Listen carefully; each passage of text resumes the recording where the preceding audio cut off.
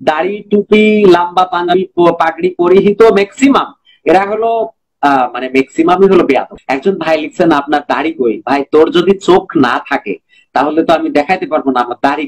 প্রিয় দর্শক, আসসালামু আলাইকুম। যে বক্তব্যটা শুনলেন তিনি হচ্ছেন কবির বিন সামাদ, যাকে বাংলাদেশের অধিকাংশ মানুষ চিনে একজন ইসলামিক আলোচক হিসেবে, পাশাপাশি একজন কন্টেন্ট ক্রিয়েটর হিসেবে। প্রশ্ন হলো, একজন ইসলামিক আলোচকের ভিতরের মন মানসিকতা যদি এরকম থাকে, তাহলে তাদের কাছ থেকে আসলে যারা শ্রোতা আছে, যারা তার ইসলামিক আলোচনা শুনে, যারা তার ভক্ত, তারা আসলে তার কাছ থেকে কি শিখবে?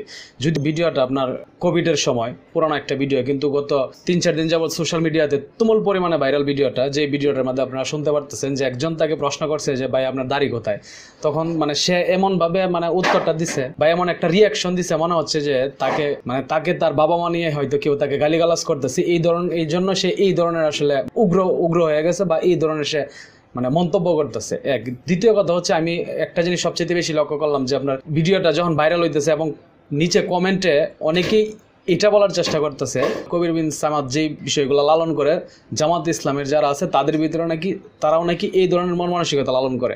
আপনি চিন্তা করেন, একজন কবির বিন সামাদ কিন্তু পুরো একটা দল না, সাধারণ মানুষ বুঝে না বুঝে কিন্তু এই ধরনের কমেন্ট করে যেতেছে। কিন্তু কথা হইলো যে কবির বিন সামাদ আসলে কি, তারা কি মানে যে ইসলামিক আলোচনাগুলা করে মূলত এগুলা কি শুধুমাত্র মানুষ লোক দেখানোর জন্য, বা এই যে আমরা সাম্প্রতিক সময়ে দেখতেছি উনি আপনার ভালো কাজ করতেছেন, মানুষকে এটা উপহার দিতেছেন, কিছু ইসলামিক প্রশ্ন কইরা সঠিক উত্তর দিতে পারলে তাদেরকে কম্বল এটা সেটা উপহার দিচ্ছেন, অবশ্যই খুব প্রশংসনীয় কাজ। কিন্তু কথা হচ্ছে, তাদের আসলে যেটা সোশ্যাল মিডিয়াতে আমরা যেটা দেখি, ক্যামেরার সামনে যা দেখি, এগুলো কি শুধু অভিনয়? তবে এটা তো শুধুমাত্র আপনার শুরু দেখলেন, আর অনেকগুলো চমক আছে যেটা ধৈর্য ধরে দেখার জন্য অনুরোধ রইল। তো অবশ্যই সম্পূর্ণ ফুটেজটা দেখবেন। দাড়ি টুপি লম্বা পাঞ্জাবি পাগড়ি পরিহিত ম্যাক্সিমাম এরা হলো মানে ম্যাক্সিমামই হলো বেয়াদব। একজন ভাই লিখছেন আপনার দাড়ি কই? ভাই তোর যদি চোখ না থাকে তাহলে তো আমি দেখাইতে পারবো না আমার দাড়ি কই।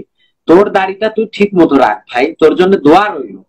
তো এই জন্য এই মানুষগুলো হলো নোংরা মানসিকতার মানুষ, এই মানুষগুলো হলো নিকৃষ্টতম মানসিকতার মানুষ। তো এই জন্য বিশেষ করে হুজুর যারা আছে, দাড়ি টুপি লম্বা পাঞ্জাবি পাগড়ি পরিহিত ম্যাক্সিমাম এরা হলো মানে ম্যাক্সিমামই হলো বেয়াদব। এবং বিশ্বাস করেন আর না করেন, এরা হলো মানে এত বড় বেয়াদব যে সব কিছুতে ভুল খুঁজে বের করে। মানে এত ভালো না, মানে শখ করার পরে বলবে যে এত ভালো না, মানে এদের জন্য মনে হয় যে ওদের জন্য ভালো কাজ করতে হবে। এরা আল্লাহর জন্য কোনো কাজ করে না, যা করে লোক দেখা। ফাঁসে কি কাজ, এরা ফাঁসে কি ছাড়া, মানে এদের দাড়ি যদি বলেন, টুপি যদি বলেন, লম্বা জামা যদি বলেন, সবই লোক দেখানো। এবং তাদের আভ্যন্তরীণ খবর যদি আপনারা নেন তাহলে বুঝতে পারবেন যে কতটা নিকৃষ্ট এরা, মানে এতটাই নিকৃষ্ট। ম্যাক্সিমাম এরা আল্লাহকে কখনো, আল্লাহর ভালোটাকে কখনো স্বীকার করে না, ভালো কাজটাকে মানে এরা চোখে দেখতেই পায় না। এরা সবসময় খুঁজে বের করে কোন ভুলটা আছে, এবং ওই ভালো জিনিসটার মধ্যে মানে এরা যদি পারতো, তাহলে আল্লাহ বলছেন যে আমি এই পৃথিবীকে এত সুন্দর করে সৃষ্টি করেছি যে কোথাও কোনো ভুল ধরার মানে সুযোগ আমি রাখি নাই। এই হুজুররা কিন্তু ঠিকই এর মধ্যে ভুল ধরে দিত আল্লাহ যদি এদের সামনাসামনি আসে। এত পরিমাণ মানে নিকৃষ্ট মন মানসিকতা, সব সময় চিন্তা করে যে কি করে ভুল ধরবে, কি করে ভালোরে ভুল বানাবে। ম্যাক্সিমাম হুজুরদের নেগেটিভ কমেন্ট আমাদের পেজে দেখবেন যে ম্যাক্সিমাম হুজুরদের দাড়ি আছে, টুপি আছে, পাঞ্জাবি আছে, পাগড়ি আছে, এদের নেগেটিভ কমেন্ট কেন? আপনাদের কেন এত নিকৃষ্ট মন মানসিকতা কেন? এবং সেখানে অসংখ্য পজিটিভ কমেন্ট হলো তাদের, যারা ভালো মানসিকতার মানুষ।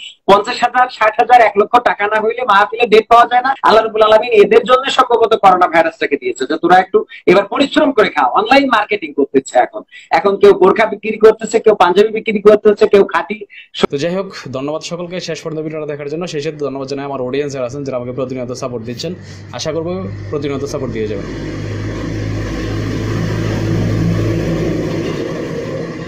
এবং ভিডিওটি যদি ভালো লাগে অবশ্যই চ্যানেলটা সাবস্ক্রাইব করে রাখবেন, পাশে থাকা বেল আইকনটা অন করে রাখবেন। ভালো থাকবেন সকলে, আসসালামু আলাইকুম।